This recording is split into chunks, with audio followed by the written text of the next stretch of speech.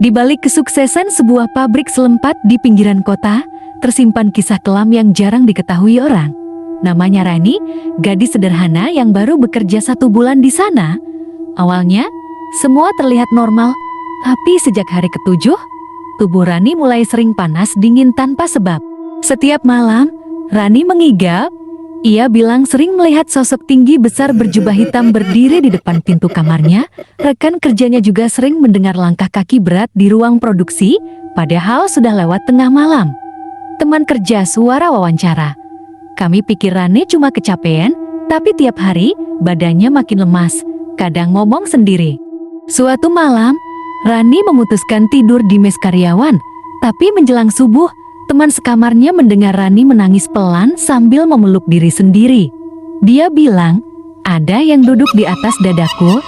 Afek suara, napas berat, bisikan samar, dan pintu berderit. Visual, bayangan lewat cepat di belakang Rani. Warga sekitar akhirnya buka suara. Konon, pemilik pabrik itu pernah datang ke dukun terkenal di Jawa Tengah. Sejak pabrik itu berdiri, tak pernah sepi orderan. Tapi tiap tahun pasti ada karyawan yang meninggal aneh. Warga suara asli. Pernah dulu juga ada yang kejang-kejang di ruang jahit. Katanya tumbal, biar pabriknya tetap lancar. Rani makin parah. Ia mulai bicara dengan suara berbeda. Temannya sempat merekam suara itu bukan suara manusia biasa, efek audio, suara berat, menyeramkan. Jangan ganggu aku, waktuku sudah dekat.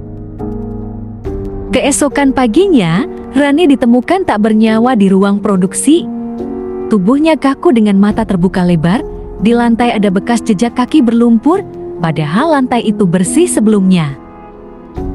Sejak kematian Rani, pabrik itu mendadak ditutup sementara. Banyak pekerja resign karena takut, tapi anehnya, setiap malam lampu di ruang jahit selalu menyala sendiri. Visual, pabrik gelap, hanya 1 lampu berkedip. Tak ada yang tahu kebenarannya. Apakah Rani benar-benar jati tumbal pesugihan atau hanya korban dari misteri gelap pabrik itu?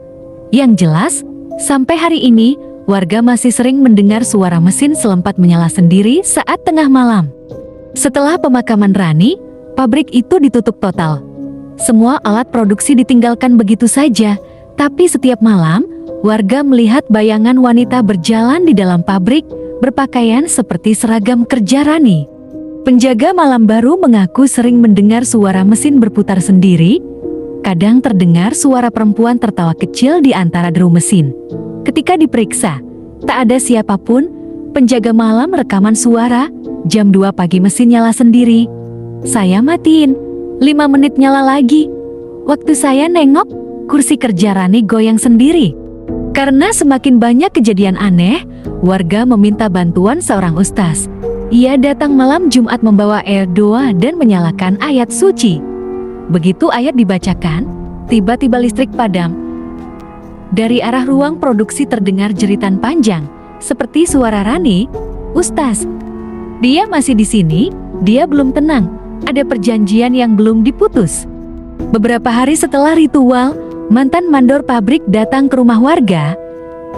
Ia mengaku pernah melihat bos besar melakukan ritual di ruang belakang dengan seekor ayam hitam dan kain kafan kecil.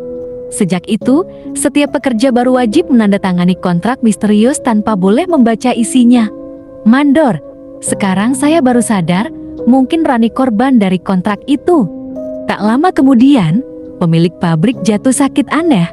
Badannya kurus, wajah pucat, dan matanya cekung.